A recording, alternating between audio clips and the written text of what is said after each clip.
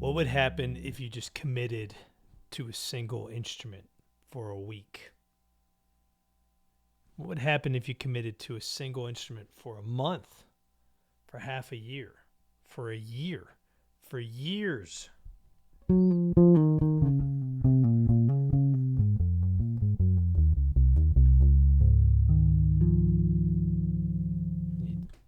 You'd figure some things out. It's a 1966 precision bass that I am very fortunate to own. And I've played this thing probably every day for almost 5 years. Other instruments have come and gone. This is my main instrument. There's been other times in my life where I've had an instrument that I really committed to. For me, kind of always comes back to a P bass. And this is off the cuff, so I'm not here to tell you to play a P bass. It could be whatever instrument you want. 5-string active ding wall. Not my thing, but some of my buddies have them. They love them. And they sound great playing them. But you know why? It's because they spend time to figure out how to play that instrument.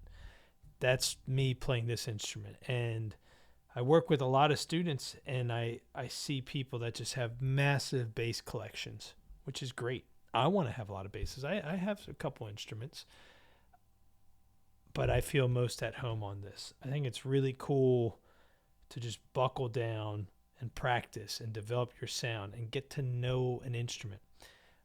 Alfonso Johnson, an amazing bass player that doesn't get enough credit, a big influence of mine. And he called it like, he had a custom Warwick bass made, but he said he was courting the instrument. He's getting to know it. If you're constantly playing different instruments, you got to settle down. You got to stop playing the game, playing the field, and just find an instrument.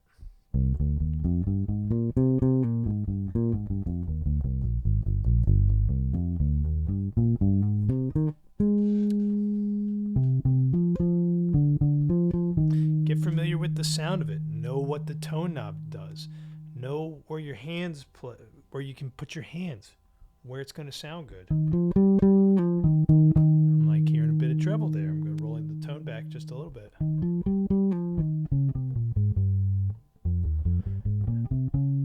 I think most people know this. Your right hand placement is going to affect the tone you're getting. So I'm not really here to tell you that. But if you're constantly changing your instrument, you're kind of missing out on the sounds. This sounds kind of finger pointy. I don't mean it like that. If anything, this is to inspire you. It's okay to just have one instrument. I have friends that have lots of instruments. I mean, lots. But I think it's cool to just have a bass or guitar, whatever it is. For me, it's this bass. I've talked to friends about it. I do a lot of recordings. I play with a lot of different artists and bands, and everyone's just kind of like, if I don't bring the red bass, it's like, where's the red bass? So I've sort of embraced that. This is a big part of my sound, and I've played it a lot. I like that all this wears from the time that I've had the instrument. This back here, I kind of take pride in that. When I got the instrument and that wasn't there, this wasn't here. This is me playing this thing. The neck is getting so worn in. It feels so good. I don't mean to be gushy about my bass right now. If you have 5 basses or 10 basses or 3, I just want you to, for a week, play one bass and get to know it. Doesn't have to be scales. It could be some music. It could be some melodic stuff.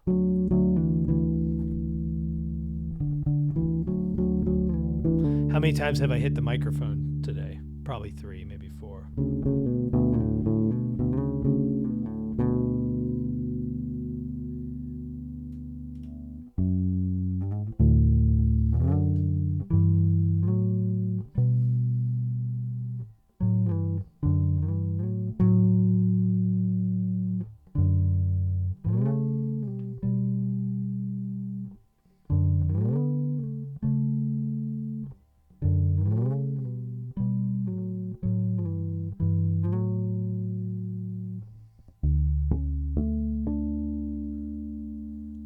Roll the tone back some more.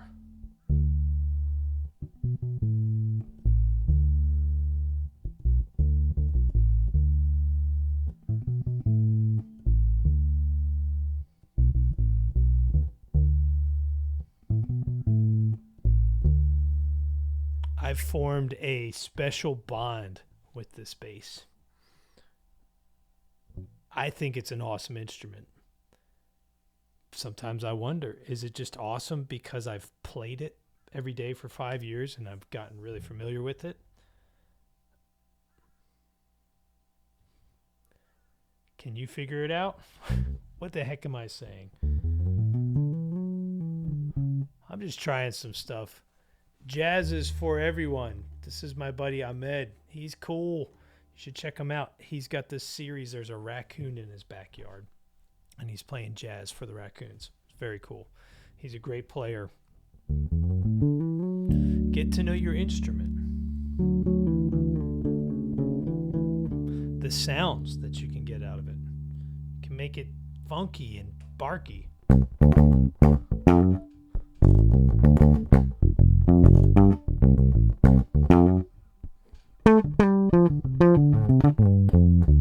Same instrument, lighter touch, roll the tone back a pinch.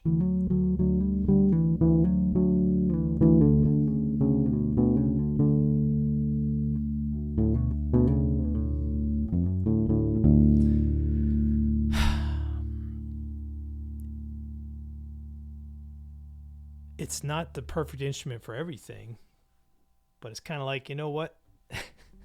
If my red bass isn't right, maybe I'm not right. Maybe I'm not the guy. I got asked to do a Luther Vandross tribute show.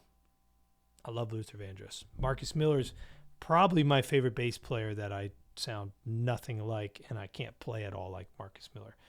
And I was confident just to say, thanks for thinking of me. I'm not the right guy. What am I going to do? Go out and buy a jazz bass and get really good at slapping? It's just not my wheelhouse. Can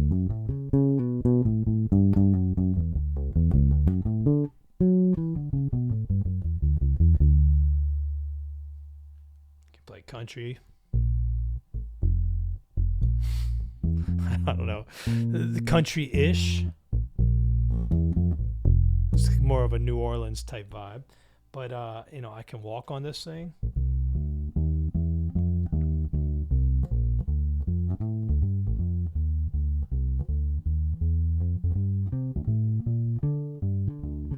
Oh, making mistakes and posting it online? Impossible. It can't be. I just evaporate, I play a wrong note, and I just disintegrate right there. There goes the YouTube channel. Oh, man, I heard this 10-minute thing, and I'm thinking about it, and I see myself looking at the clock. I'm at like a little less than 9. I'm not trying to milk the clock. I already said that. I'm just sharing some thoughts I have. I wish more people would commit to a single instrument. I know some professional musicians, you got to have a lot of different instruments. But if you're maybe a beginner or intermediate, that doesn't even matter. Beginner, intermediate, professional, what the heck does that mean? Forget I said that. If you're feeling like you need to have a lot of basses or you need to play a lot of basses because that's what you see people on social media doing, or maybe there's some studio guy you like that's doing that, doesn't mean you have to do it. Find a bass you like, get better at playing, figure out the sounds that you can get out of that instrument. I'll say it again. 1 week. What would happen if you just played one instrument every day for a week? You'd probably find out some things. What about if you played one instrument for a month? You'd really start to figure some stuff out.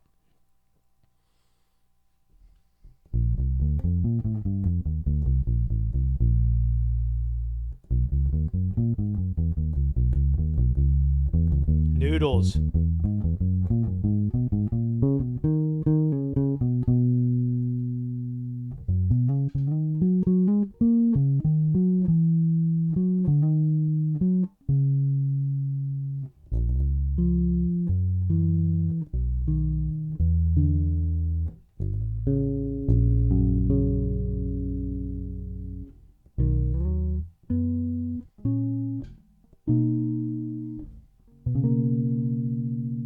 I know that on this instrument, when I roll the tone completely back, I actually don't like the sound. I mean, it doesn't sound terrible, but it's like not enough bite, and then there's almost like a mid-forward sound. So I'm listening now and I'm going, it doesn't sound so bad. But I never, ever play this bass with the tone completely back. If anything, I got the tone, I start wide open. And I'm hearing some of this click, click, click, and I just start to roll the tone back a little smidge, just a smidge. And, you know, if I'm back here, I don't really like the way that sounds either. Lighten up my touch. Still a little clicky for me. Roll the tone back a little bit more. Also, I'm playing on the G string. But you know what? When I'm playing in like a rock band, I'm probably not playing on the G string at all. Might be going a little higher up the neck. When I play rock music, I play a B major scale for sure. But I like the way that sounds. Might actually bring the tone back a little bit.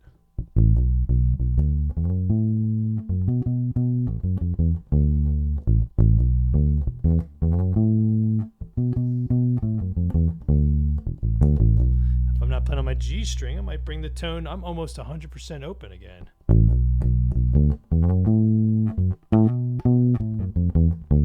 I like that clarity.